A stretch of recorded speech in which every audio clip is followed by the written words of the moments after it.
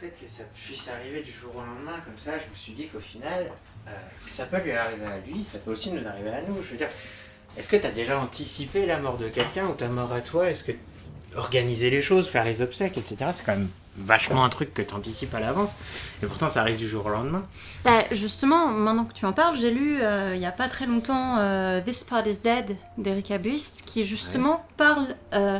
L'écriture du livre a été initiée par la perte brutale de son beau-père et son incapacité à faire face au deuil. Et c'est très intéressant parce que ces réflexions pourraient être les nôtres. Le fait de se sentir comme ça, complètement perdu, de développer des habitudes, par exemple, elle envoie constamment des messages à ses proches pour savoir s'ils sont encore vivants, se poser la question de sa propre mortalité. C'est quelque chose qui est abordé et je pense que tu devrais le lire parce que c'est vraiment quelque chose qui fait avancer, à mon sens, sur la question de la mortalité et de comment faire son deuil. Du coup, elle a fait comment, elle ? Et elle a décidé de partir faire le tour du monde des festivals des morts. D'accord, les festivals des morts, t'as un exemple, c'est quoi ? Alors oui, le plus connu, celui qu'on voit beaucoup dans la pop culture, c'est El Día de los Muertos, qui a lieu au Mexique, avec les offrandes aux morts, les maquillages, les chogoscul, les calaveras, qui sont très caractéristiques, ces crânes peints, ces crânes décorés. Beaucoup de fleurs aussi. On fleurit les tons, c'est très coloré. Ils ont chacun un hôtel chez eux d'ailleurs, il me semble. Tout à fait. Oui, ils ont des hôtels très aboutis, très décorés avec beaucoup de sucreries. Et on le voit, c'est la thématique principale de Coco, de Disney, qui a d'ailleurs contribué à populariser ce festival des morts. Et elle a beau avoir vécu 2 ans au Mexique auparavant, elle n'y avait jamais assisté, donc elle a décidé d'aller voir comment ça se passait, d'aller visiter, c'est un petit peu épique d'ailleurs, c'est assez intéressant, d'aller visiter un cimetière pendant El Día de los Muertos, pour voir un petit peu de l'intérieur comment célébrer ça, et faire elle-même. Il y a un petit passage qui est très touchant parce qu'elle décide de faire la démarche pour son beau-père en lui parlant et en mettant une de ses photos sur un autel. Alors c'est intéressant aussi parce que très souvent, c'est le plus connu, mais c'est aussi là où il y a le plus de confusion. Il ne faut pas le confondre avec le culte de la Santa Muerte, qui est le culte de la figure de la mort qu'on va sanctifier, élever au rang de saint, qu'on va adorer, on va lui demander des faveurs, on va lui demander de nous protéger. Alors c'est un petit peu paradoxal, mais pourtant c'est le cas. Elle est très populaire dans le milieu des cartels mexicains. C'est la fameuse faucheuse, comme on se la représente. Exactement. Seulement, ils n'ont pas le même rapport à elle que nous. Son pendant européen, c'est la faucheuse, le Grim Reaper.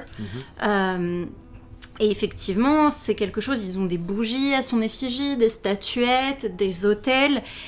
Et qui en parle mieux que le leader académique sur la question, qui est le professeur Andrew Chestnut, qui intervient donc sur tout un chapitre sur qui voue un culte à la Santa Muerte. Dans quelle catégorie de population elle est populaire, comment elle s'étend, parce que c'est un culte qui est en expansion, aussi étrange que ça nous puisse paraître. C'est très ritualisé, et c'est très très intéressant. Comme culte, la mort qui rend des faveurs aux vivants, c'est quand même une perspective que je trouve assez originale. C'est une approche qui est bien plus festive que celle qu'on a nous du rapport à la mort, du travail de deuil, de cérémonie un petit peu, même pour les personnes athées ici. Et ça a l'air plus joyeux, tu parlais des sugar skulls, ils font des sucreries, ils font des choses festives comme ça. Est-ce que tu as des exemples de cultures qui font ça ? Eh bien, une culture très proche de la nôtre, effectivement, les festivals de mort sont très centrés sur la nourriture et particulièrement sur le sucre. On a le Festa dei Morti qui se passe en Sicile, à Palerme, qui consiste en fait à populariser la mort auprès des enfants. C'est-à-dire que les ancêtres, donc les défunts, vont amener des cadeaux aux enfants et leur déposer des sucreries dans leurs chaussures. Il faut savoir qu'il y a même dans la cuisine sicilienne un biscuit consacré qu'on va appeler ossa dei morti, les os des morts, qu'Erika a d'ailleurs cuisiné elle-même à cette occasion. C'est assez cocasse, je vous laisserai lire et aller voir sur son Instagram cette petite anecdote amusante. Et du coup, ça permet culturellement d'avoir des enfants qui seront plus familiers avec la mort et qui ne vont pas le voir comme quelque chose de négatif, puisqu'ils vont l'associer au cadeau. Alors, c'est un petit peu en déclin, parce qu'effectivement, maintenant on a Noël, mais à une époque, ça avait au moins autant d'importance et de popularité auprès des gens que notre Noël très 21e siècle. D'accord. Donc ça les aide beaucoup plus à anticiper la mort de façon plus quotidienne, plus dédramatisée un petit peu, et adoucie par le sucre, j'ai envie de dire. Oui, c'est une façon de voir les choses. Mais effectivement, c'est quelque chose de plus doux, puisqu'on garde un souvenir, on honore nos défunts, on garde un souvenir positif, ce qui fait qu'à l'âge adulte, on va avoir une espèce de petite nostalgie un peu rêveuse, un peu par rapport à nos ancêtres, on garde vraiment un lien affectif. C'est aussi l'occasion du nettoyage des tombes, même si on sait qu'il est assez populaire en Sicile et que c'est un petit peu le moment Cosette des femmes du village quand elles nettoient vraiment leurs tombes. C'est vraiment quelque chose qui est très institutionnalisé en Italie principalement, surtout en Italie du Sud et en Sicile. Un rapport à la mort qui est effectivement plus quotidien, moins dramatique, moins tabou, moins caché. On a un festival des morts en Europe et dans notre pays voisin. C'est quand même bon à savoir. Et est-ce qu'elle parle de façon de célébrer la mort qui soit peut-être un petit peu moins catholique, un petit peu sur d'autres cultures? Bien sûr, il y a beaucoup de perspectives autour de la mort et beaucoup de traditions qui sont évoquées dans ce livre, et c'est ça qui en fait quelque chose de très riche et de très intéressant. Moi, celles qui m'ont le plus marqué, ce sont les différentes, parce qu'il y en a énormément, les différentes cultures autour de la mort en Indonésie. On a 2 exemples, on a notamment à Bali, à proximité du cimetière de Terunian, on pense à la mort au quotidien. On se lève le matin, on cuisine, on en garde un petit peu pour les ancêtres, pour les défunts. On place dans des petites feuilles de bananier, dont vous voyez la photo actuellement. On les place devant les maisons, sur les perrons des magasins, il y en a absolument partout. En général, les touristes marchent dedans en plus. Ça donne lieu à des situations un petit peu insolites. Donc Erika va visiter le cimetière de Terunian.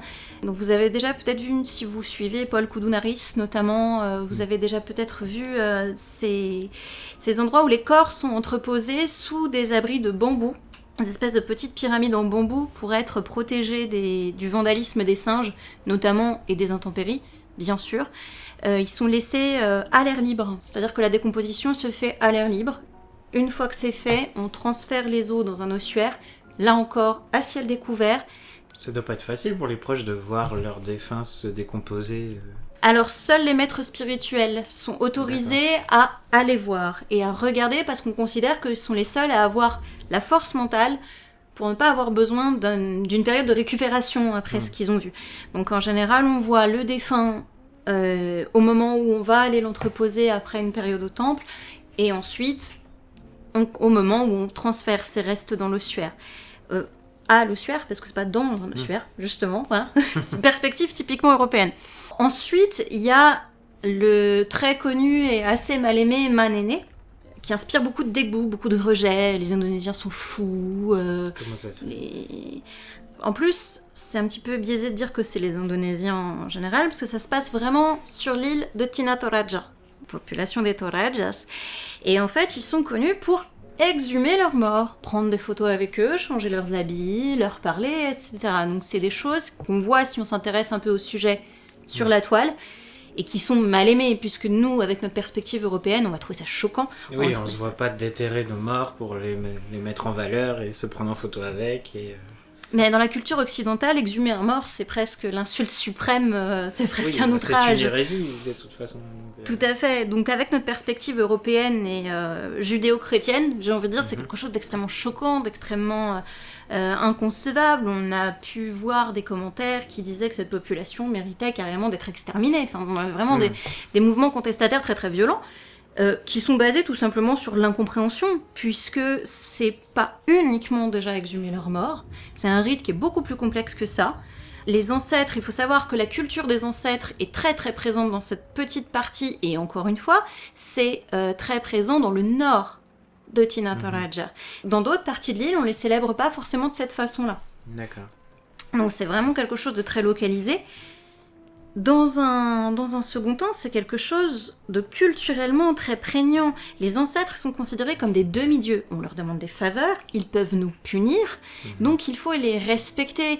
Et il faut, si j'ose dire, les entretenir, leur donner de nouveaux vêtements, leur parler. Il faut s'excuser auprès des ancêtres. C'est quelque chose qui est très très très important dans la culture Toraja.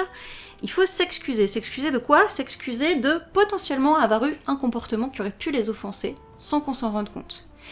Et au moment où on déplace le défunt, où on le sort de son cercueil pour le mettre effectivement, pour pouvoir le prendre en photo, lui parler, on s'excuse de le déranger, on s'excuse de le déplacer. Si on peut pas être présent, les proches, il arrive que les proches appellent en visio pour pouvoir voir le défunt et lui parler. C'est vraiment quelque chose, c'est une continuation de la vie. C'est un rendez-vous avec eux. En fait. C'est un rendez-vous, on leur fait des sacrifices. Il y a énormément de porcs et de bœufs qui sont sacrifiés au moment du Manene. On chante, on se réunit, c'est vraiment un moment extrêmement important dans la communauté et très fédérateur. C'est pas du tout sale, c'est pas du tout considéré comme quelque chose de tabou, bien loin de là. Les Torajas vivent en paix avec la mort, parce qu'en fait, pour eux, c'est pas la fin de la vie. Et ils sont assez surpris de la peur et de l'évitement des Occidentaux, de la perspective de la mort, notamment le guide d'Erika, dans le livre, qui dit « Mais moi, des défunts, j'en ai vu des centaines dans ma vie. » Et il est très jeune. Donc c'est vraiment quelque chose qui est très banal, et la culture indonésienne est extrêmement éloignée de notre tabou, de notre volonté de cacher la mort, de pas en parler, de faire comme si elle n'existait pas. Parce qu'il faut savoir que signifie ma néné ? Tout simplement communiquer avec grand-mère. Néné voulant dire grand-mère, donc D'accord. communiquer avec les ancêtres, ou faire la fête avec les ancêtres. C'est vraiment quelque chose qui est considéré comme normal et comme sain, et c'est vraiment notre perspective d'occidentaux qui la déforme. Et Erika, elle a été invitée à y assister du coup ? Ou c'est une démarche qu'elle a dû faire et mettre en place pour la rejoindre ? Est-ce que tu sais dans le livre ? Est-ce que c'est précisé ? Alors souvent c'est à son initiative, la plupart du temps les gens, notamment je pense à son hôte qui l'a invité, elle a été invitée au Famadiana à Madagascar, qui est un festival de la mort, et ça a été très bien vu. En général, les gens sont assez contents de partager, puisque le festival, c'est un moment de partage. Donc, en général, les locaux l'ont vraiment bien accueilli et ont voulu aller dans le partage, vraiment, de leur tradition. Et en général, la plupart du temps, on fait comme d'ailleurs si elle est une des leurs. Donc, alors pas forcément la participation active, mais par exemple, à ce niveau-là, moi, ce qui m'a vraiment intéressée, et ce que j'ai trouvé vraiment très humain, c'est le Famadiana, où elle a été invitée à boire avec eux, elle a été invitée à faire la fête avec eux, elle avait amené des petits présents, et où les Malgaches disaient « Prends-nous en photo, viens faire la fête avec nous ». Et c'est vraiment ça, c'est presque un hymne à la vie à travers les festivals de la mort. C'est ça qui est assez intéressant comme paradoxe. Du coup, là, tu me parles de Madagascar, du Mexique, de l'Indonésie, de la Sicile. Avec tous ces voyages, elle a dû rencontrer plein de monde qui ont des rapports à la mort différents. Et c'est dit dans le livre, tout ça ? Oui, il y a beaucoup en dehors encore de ces visites pures des festivals et de sa découverte de différentes traditions liées au festival, il y a des rencontres humaines qui sont extrêmement nombreuses et extrêmement diversifiées. Ça va aller du transhumaniste qu'elle a rencontré en Californie, donc Zoltan Istvan, qui est la figure de proue du mouvement transhumaniste. En quoi ça consiste, ça ? Alors eux refusent la mort. D'accord. Donc ils sont dans une démarche d'homme bionique, presque, de sauver tout ce qu'on peut sauver, d'éradication de la maladie, de la survivance par la science, en fait. D'accord. D'une volonté d'être éternel. Donc eux sont vraiment la mort. Il y a eu même des transhumanistes qui ont été très très très vindicatifs contre le mouvement Death Positive, notamment sur Twitter. Ils ont appelé les Deathists, donc les partisans de la mort, en fait, qui en fait faussement ont dit que la mort c'était merveilleux. Non, c'est pas ça. Le mouvement Death Positive, c'est appréhender le fait qu'effectivement on va mourir et en parler plus librement et pouvoir libérer la parole autour du sujet. Mais voilà, les transhumanistes... Pas en faire un tabou phobique, en fait. Voilà, ce qu'on en fait un petit peu les transhumanistes, je trouve, personnellement, ça c'est une lecture personnelle. Elle est également allée à la Nouvelle-Orléans, qu'on sait être la ville la plus hantée des États-Unis, où on a des ghost tours On va carrément visiter des endroits hantés.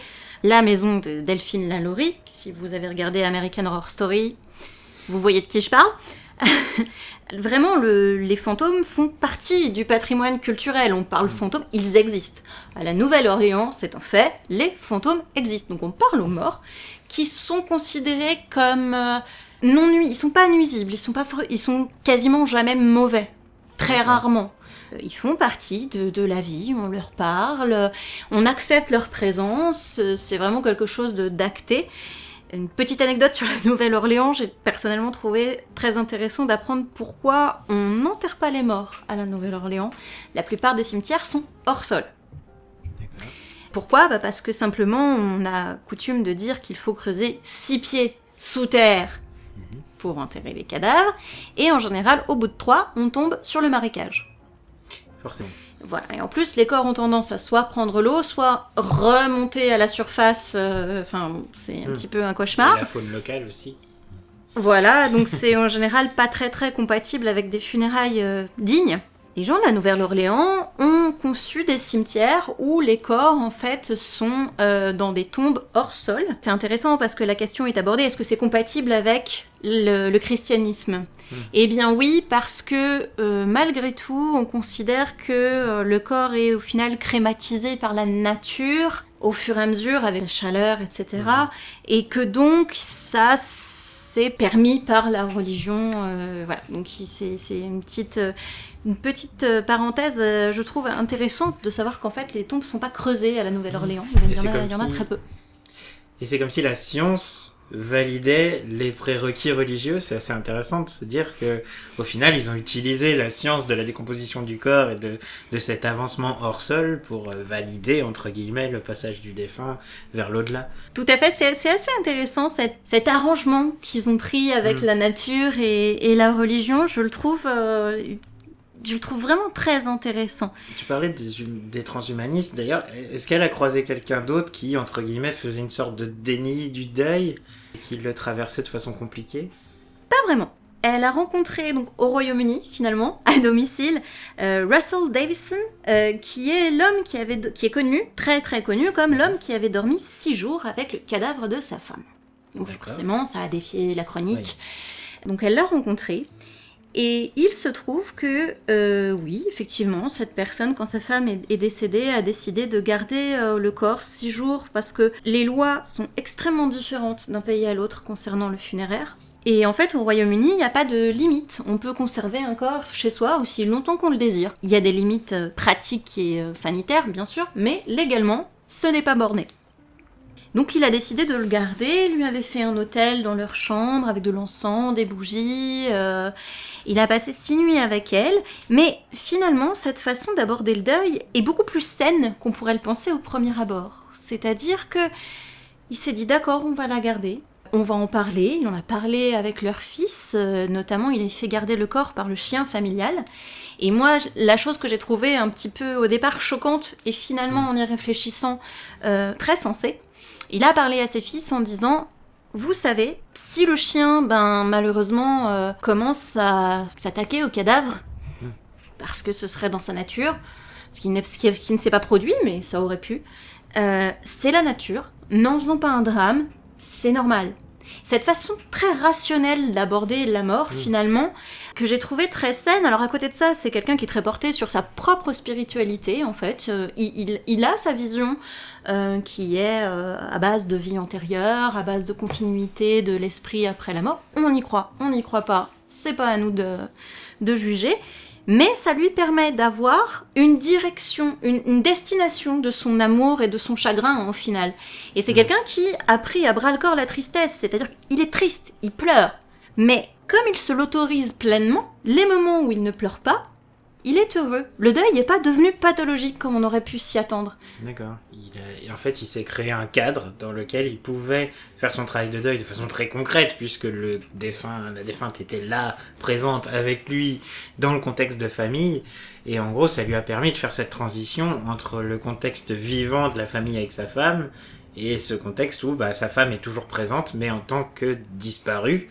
Et ça lui permet de cadrer un petit peu son travail de deuil, apparemment. Alors pour lui, ça a été une transition qui a été vraiment nécessaire. C'est-à-dire rester avec sa femme jusqu'à la crémation, vraiment jusqu'à la dernière minute, ça lui a permis pour lui de finir quelque chose, de boucler une boucle, et finalement, effectivement, de créer un cadre de deuil sain. Et je trouve que c'est très différent de notre vision occidentale du deuil et de la mort sociale, et finalement, ça a l'air complètement illuminé comme ça au premier abord, mais c'est très sain. Là, on voit qu'il y a quand même beaucoup d'histoires différentes, rien que dans ce que tu me dis, et je suppose que c'est pas exhaustif ce que tu racontes, il y a sûrement d'autres histoires dans le livre. Et tout ça, c'est quand même assez varié, il y a plein d'approches différentes de la mort et du travail de deuil. Est-ce que pour toi, t'en as ressorti quelque chose de ce livre pour m'en parler comme ça ?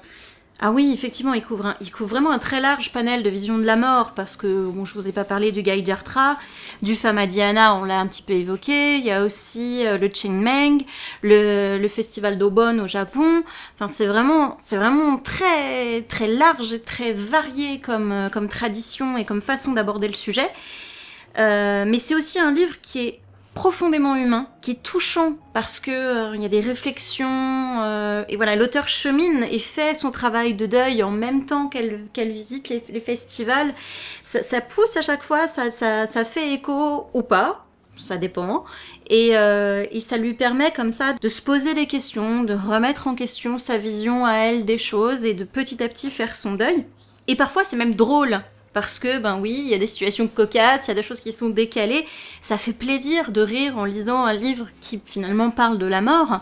Et ce livre, vraiment, si je devais en dire qu'une seule chose, il nous pousse à dépasser la peur qu'on a de la mort au profit de l'amour. Parce que ce qui s'en dégage, c'est l'amour. L'amour et le respect qu'on a pour les défunts, malgré tout, dans la mort. C'est touchant ce que tu dis, et du coup ça m'intéresse vraiment. Est-ce que je peux t'emprunter le livre pour le lire du coup ? Et bah tiens, le voilà, je te souhaite une bonne lecture. Merci.